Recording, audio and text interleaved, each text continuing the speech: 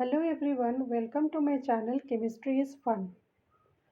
In my previous video, Nomenclature of Organic Compounds Part 1, we have dealt with the nomenclature of organic compounds, in which we have seen how to name systematically any organic compound in the IUPAC system, that is International Union of Pure and Applied Chemistry. And in that we have studied about the word root and suffix. That is, we know that for the IUPAC name of an organic compound there are three parts: prefix, word root and suffix. In the previous video we have seen about word root and suffix. Today I will be dealing in prefix. So prefix will be used to indicate the cyclic nature of the compound, whether the compound is in the form of a cycle, as we will see in case of cyclobutane. Either it tells about the cyclic nature of the compound or the nature of substituent which is present on the parent chain. So basically prefixes are of two types, primary and secondary. In case of primary prefix, if the compound is cyclic, as we can see here, as in case of cyclobutane. Why it is butane? Because you can see in this formula CH2, CH2, CH2, CH2, it is a cyclic compound and there are 4 carbon atoms. So the word root, if there are 4 carbon atoms, is BUT, but. We have seen in the previous video. And all are single bonds. So the primary suffix will be N. It's an alkane, but it is a cyclic compound, so we have to use the primary prefix cyclo. So the name will be cyclobutane. Cyclo is the primary prefix. Word root is but because it is having 4 carbon atoms, as we can see here, and primary suffix is N, ANE. So it is cyclobutane.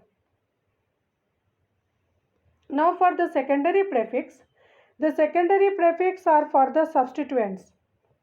There can be some substituents like some groups like nitro group, or there may be some halogen which we represent as X. Halogen can be fluorine, chlorine, bromine or iodine, any halogen. So these are added before the word root in case of acyclic compounds. In case of straight chain compounds, we have to name these substituents which are occurring. So the secondary prefix are the functional groups in IUPAC system of nomenclature. These groups, if they are not, which are not considered as the functional groups in IUPAC system of nomenclature, but they are regarded as substituents. So they are, please note this point, students. The groups which are not considered as functional groups in the IUPAC system of nomenclature, but they are regarded as substituents, then they are called as secondary prefixes. And they are to be added before the word root in case of acyclic compounds, and before the primary suffix if it is a cyclic compound. Some secondary prefixes are alkyl. If we have any alkyl group, that is alkyl group is in general represented by R. If it is nitro, dash NO2. Any halogen, as I told you, dash X. X can be any halogen, chlorine, bromine, iodine, or dash OR, oxygen followed by the alkyl group. So this will be termed as alkoxy. So in short, we can say that IUPAC name of any organic compound will have the arrangement as primary prefix, then secondary prefix, then word root, then primary suffix, then secondary suffix.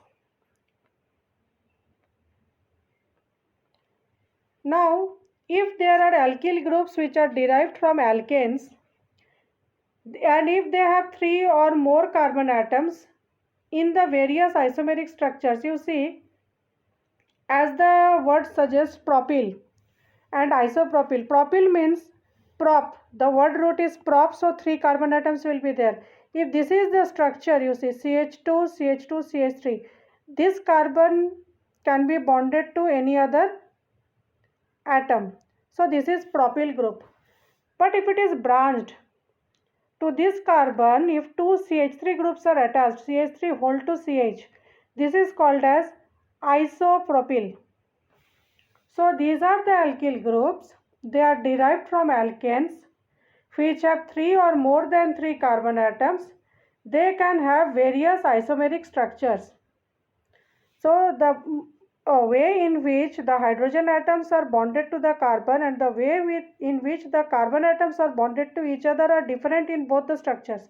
Both are propyl, but one is isopropyl, another is normal propyl, N-propyl. Similarly, for a 4-carbon alkyl group which we will call as butyl, this is N-butyl. You see, this is a straight chain structure.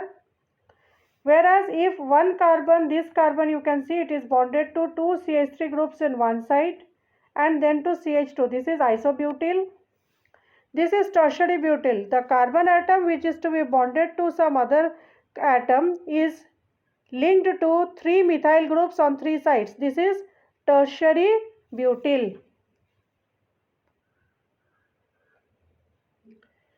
As you see in this structure, this is a carbon atom I have shown in green color. The carbon atom attached to one other carbon atom is called a primary carbon. You see, this carbon is joined to only one carbon atom. Other are all hydrogen. So this is a primary carbon atom. But if the carbon atoms are joined to 2, 3 or 4 other carbon atoms, we will call them as secondary, tertiary and quaternary carbon atoms respectively. As in case of butane, the middle carbon atoms are secondary. In case of butane, the terminal carbon atoms are primary. Now, for secondary carbon atom, we can see here the carbon in blue color, you see. It is attached to 2 other carbon atoms, one this side, another this side. So this is a secondary carbon atom, the one in blue color.